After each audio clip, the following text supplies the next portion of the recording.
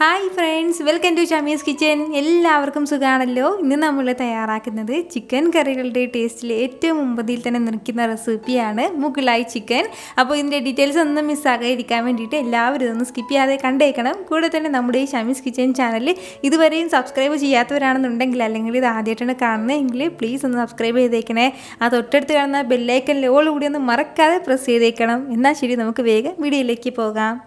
ഇതിന് വേണ്ടിയിട്ട് ഞാനിപ്പോൾ ഒരു 450 ഗ്രാം അളവിൽ ചിക്കൻ എടുത്തിട്ടുണ്ട്. ഇതുപോലെ ഈ ഒരു അളവിൽ നമ്മുടെ വീട്ടിലെ ആവശ്യത്തിനനുസരിച്ചിട്ട് നമുക്ക് ചിക്കൻ എടുക്കാവുന്നതാണ്.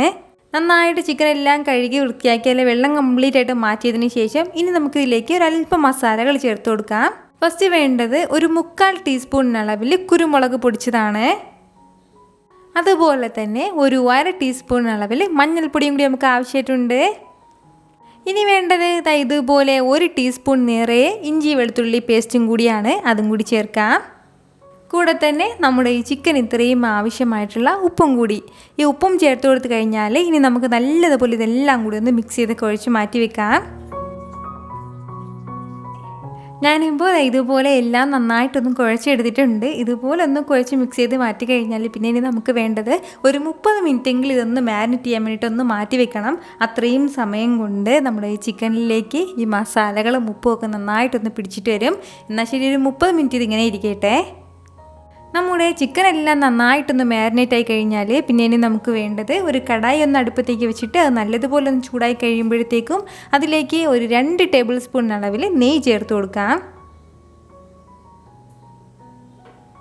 നെയ്യൊന്ന് ചൂടായി വരുമ്പോഴത്തേക്കും പിന്നെ ഇനി വേണ്ടത് ഒരു 3 ഏലയ്ക്ക, അതുപോലെ തന്നെ 3 ഗ്രാമ്പൂവും ഒരു ചെറിയൊരു പീസ് അളവിൽ കറുവാപ്പട്ടയും അതുപോലെ തന്നെ തക്കോലവുമാണ്, അതും ചേർക്കാം. ഇതിൻ്റെ കൂടെ തന്നെ പിന്നെ വേണ്ടതാണ് ഒരു 2 മീഡിയം സൈസിലുള്ള സവാള. ഞാനിപ്പോൾ ഇതുപോലെ ചെറുതായിട്ടൊന്ന് അരിഞ്ഞെടുത്തിട്ടുണ്ട്. മാക്സിമം കനം കുറച്ചിട്ട് നല്ലതുപോലെ പൊടിയായിട്ടൊന്ന് അരിഞ്ഞെടുക്കണം. വലിയ സവാളയാണെന്നുണ്ടെങ്കിൽ 1.5 സവാള മതിയാവും. അതായത് ഇതിലേക്ക് നമ്മൾ സവാള ഈ ഒരു അളവിൽ മാത്രം ചേർത്ത് കൊടുത്താൽ മതിയാവും. സവാളയും ചേർത്ത് കൊടുത്തതിന് ശേഷം നല്ല രീതിയിൽ നമ്മളിതെല്ലാം കൂടി ഒന്ന് വഴറ്റിയെടുക്കണം. ഒരു മീഡിയം ഫ്ലെയിമിൽ വെച്ച് കൊടുത്തിട്ട് തന്നെ ഇതിൻ്റെ കളറൊക്കെ ഒന്ന് ലൈറ്റായിട്ടൊരു ഗോൾഡൻ കളറിൽ വരുന്നത് വരെ നമ്മളൊന്ന് വഴറ്റിയെടുക്കാം. സാധാരണ നമ്മൾ ചിക്കൻ കറി തയ്യാറാക്കുന്നതിൽ നിന്നും ഒരു വ്യത്യസ്തമായിട്ടുള്ള ടേസ്റ്റിലാണ് കേട്ടോ നമുക്ക് ഈ മുഗ്ലായ് ചിക്കൻ കറി കിട്ടുന്നത്. നമ്മുടെ ഈ സവാളയെല്ലാം നല്ലൊരു ഗോൾഡൻ കളറിൽ വന്നിട്ടുണ്ട്. അപ്പോൾ ഈ ഒരു കളറാകുന്നത് വരെ നമ്മൾ ചെറുതായിട്ട് ഇതുപോലെ ഒന്ന് വഴറ്റി കൊടുക്കണം. അപ്പോൾ ഇത്രയും ആയിക്കഴിഞ്ഞാൽ പിന്നെ ഇനി നമുക്ക് വേണ്ടത് നമ്മൾ നേരത്തെ മാരിനേറ്റ് ചെയ്യാൻ വേണ്ടി മാറ്റി വെച്ചിരുന്ന നമ്മുടെ ചിക്കൻ പീസും കൂടി ചേർത്ത് കൊടുക്കാം. ചിക്കൻ പീസുകളൊക്കെ ചേർത്ത് കൊടുത്ത് കഴിഞ്ഞാൽ വീണ്ടും നമുക്ക് നല്ലതുപോലെ എല്ലാം കൂടി ഒന്ന് വഴറ്റി കൊടുക്കാം. നന്നായിട്ട് ഈ ചിക്കൻ്റെ പുറം ഭാഗത്തിൻ്റെ ആ കളറൊക്കെ മാറുന്നത് വരെ ഒന്ന് വഴറ്റി കൊടുക്കണം. ഫ്ലെയിം എല്ലാം ഒന്ന് മീഡിയത്തിൽ തന്നെ വെച്ചിരുന്നാൽ മതിയാവും. ഈ സമയം ഇതിലേക്ക് വെള്ളം ഒന്നും ചേർക്കരുത്. വെള്ളം ചേർക്കാതെ തന്നെ നമ്മളിതുപോലെ ഒന്ന് വഴറ്റിയെടുക്കണം.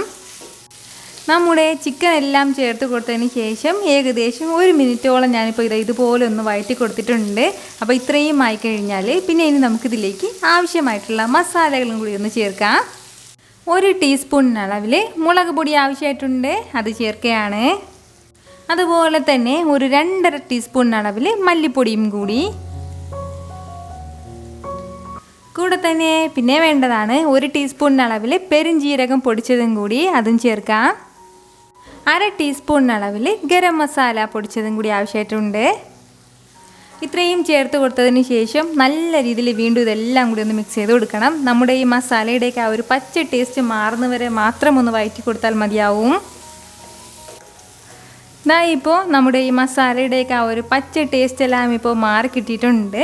ഈ ഒരു സമയം പിന്നെ ഇനി നമുക്കിതിലേക്ക് വേണ്ടതാണ് ഒരു 1/2 കപ്പ് അളവിൽ തൈര്. ഞാനിപ്പോൾ ഒരു മിക്സിയുടെ ജാറിലേക്ക് മാറ്റിയിട്ടുണ്ട്. വീട്ടിൽ കട്ട തൈര് തയ്യാറാക്കുന്ന റെസിപ്പി ഞാൻ അപ്ലോഡ് ചെയ്തിട്ടുണ്ടായിരുന്നു കേട്ടോ. അപ്പോൾ അതിൻ്റെ ലിങ്ക് വന്നിട്ട് ഞാൻ പിണ്ട് കമൻ്റായിട്ട് കൊടുത്തിരിക്കാം. ഇതിനോടൊപ്പം തന്നെ ഒരു 10-15ഓളം അണ്ടിപ്പരിപ്പും കൂടി നമുക്ക് ആവശ്യമായിട്ടുണ്ട്. അപ്പോൾ ഇത് രണ്ടും കൂടി മിക്സിയുടെ ജാറിലേക്ക് മാറ്റിയിട്ട് നല്ലതുപോലെ ഒന്ന് അരച്ചെടുക്കാം. ഇതുപോലെ നല്ല ഫൈനായിട്ട് അരച്ചെടുത്ത് നമ്മുടെ ഈ പേസ്റ്റ് ഇതിലേക്കൊന്ന് ചേർത്ത് കൊടുക്കാം. കൂടെ തന്നെ ഒരു 3 പച്ചമുളകും കൂടി എടുത്തിട്ടുണ്ട്. നമ്മുടെ എരിവിനനുസരിച്ചിട്ടുള്ള പച്ചമുളക് ഈ ഒരു സമയം ഇതിലേക്കൊന്ന് ചേർത്ത് കൊടുത്തേക്കണം. ഇതെല്ലാം കൂടി ചേർത്ത് കൊടുത്തതിന് ശേഷം നല്ല രീതിയിൽ നമുക്ക് ഒന്ന് മിക്സ് ചെയ്തെടുക്കാം. ഏകദേശം ഒരു 1-2 മിനിറ്റോളം നമ്മൾ ഇതുപോലെ തന്നെ വഴറ്റി കൊടുത്തുകൊണ്ടേ ഇരിക്കണം. ഈ ഒരു സമയം നമ്മളിതിലേക്ക് വെള്ളം ചേർക്കാൻ പാടില്ല.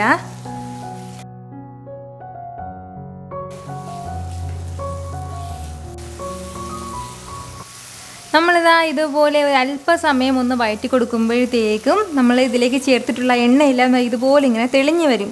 ഈ ഒരു സമയം നമുക്കിതിലേക്ക് ആവശ്യമായിട്ടുള്ള വെള്ളം കൂടി ചേർക്കാം. ഒരുപാട് വെള്ളം ചേർക്കാൻ വേണ്ടി നിൽക്കരുത്. വളരെ കുറച്ച് ഗ്രേവി മാത്രമേ ഇതിന് നമുക്ക് ആവശ്യമായിട്ടുള്ളൂ. നമ്മുടെ ചിക്കൻ പീസൊക്കെ വെന്ത് കിട്ടാനും മാത്രം ആവശ്യമായിട്ടുള്ള വെള്ളമേ ചേർക്കാൻ പാടുള്ളൂ.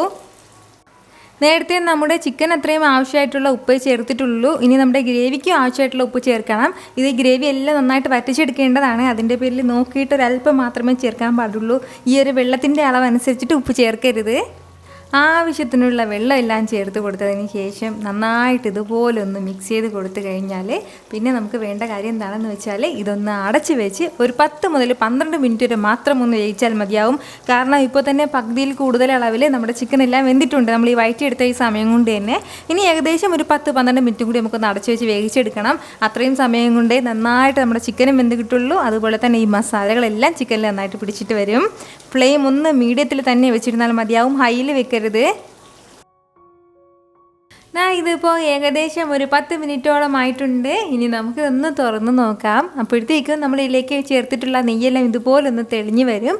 ഈ ഒരു സമയം നമുക്കിതിലേക്ക് വേണ്ടതാണ് ഒരു അല്പം മല്ലിയിലയും കറിവേപ്പിലയും കൂടി പൊടിയായിട്ടൊന്ന് അരിഞ്ഞിട്ട് അതും കൂടി ചേർക്കാം. ഇനിയിപ്പോൾ നമ്മുടെ കയ്യിൽ കറിവേപ്പില മാത്രമേ ഉള്ളൂ എങ്കിൽ കറിവേപ്പില മാത്രം ചേർക്കാം. മല്ലിയിലയാണെന്നുണ്ടെങ്കിൽ മല്ലിയില ചേർത്ത് കൊടുത്താലും മതിയാവും. വളരെ ജ്യൂസിയും ടേസ്റ്റിയുമായിട്ടുള്ള ഒരു സ്പെഷ്യലായിട്ടുള്ള മുഗളൈ ചിക്കനാണ്. ഉറപ്പായിട്ട് എല്ലാവരും ഇതുപോലെ ഒന്ന് ട്രൈ ചെയ്ത് നോക്കണം കേട്ടോ. ചിക്കൻ ഇതുപോലെ ഇതുവരെയും ട്രൈ ചെയ്തിട്ടില്ല എന്നുണ്ടെങ്കിൽ മസ്റ്റായിട്ട് ട്രൈ ചെയ്യേണ്ട ഒരു റെസിപ്പിയാണ്. നമുക്കിത് എന്തിൻ്റെ കൂടെയും വെച്ച് സൈഡായിട്ട് വെച്ച് കഴിക്കാവുന്നതാണ്. നെയ്ച്ചോറിൻ്റെ കൂടെയോ അതുപോലെ തന്നെ നമുക്ക് വെറൈറ്റി ആയിട്ടുള്ള ഏത് റൈസിൻ്റെ കൂടെയോ ചപ്പാത്തിയുടെയോ ദോശയുടെയോ അപ്പത്തിൻ്റെയോ എന്തിൻ്റെ കൂടെയും പൊറോട്ടയുടെ കൂടെയൊക്കെ നല്ല ബെസ്റ്റ് കോമ്പിനേഷനാണ്. അപ്പോൾ ഇതെല്ലാവരും ഒന്ന് ട്രൈ ചെയ്ത് നോക്കിയതിന് ശേഷം നിങ്ങളുടെ ഫീഡ്ബാക്ക് എനിക്ക് മറക്കാതെ ഒന്ന് അറിയിക്കണം. കാരണം നിങ്ങളുടെ ഫീഡ്ബാക്ക് കാണുമ്പോഴായിരിക്കും അത് മറ്റുള്ളവർക്കും തയ്യാറാക്കി നോക്കണം എന്നുള്ളൊരു പ്രചോദനം ഉണ്ടാകുന്നത്. ഈ വീഡിയോ നിങ്ങൾക്ക് ഇഷ്ടമായിട്ടുണ്ടെന്നാണ് എൻ്റെ വിശ്വാസം. ഇഷ്ടമായാൽ ഇതൊന്ന് ലൈക്ക് ചെയ്യാനും കൂടെ തന്നെ നിങ്ങളുടെ ഫ്രണ്ട്സിനും ഫാമിലിക്കും എല്ലാവർക്കും ഒന്ന് ഷെയർ ചെയ്ത് കൊടുക്കാനും ആരും മറക്കരുത്. വീണ്ടും നല്ലൊരു ഉഷാർ വീഡിയോ ആയിട്ട് നാളെ 2 മണിക്ക് കാണാം. അതുവരെയും എല്ലാവരും ഹാപ്പി ആയിട്ടിരിക്കുക, സന്തോഷമായിട്ടിരിക്കുക, എല്ലാവരും സേഫ് ആയിട്ടിരിക്കണം. Take care friends.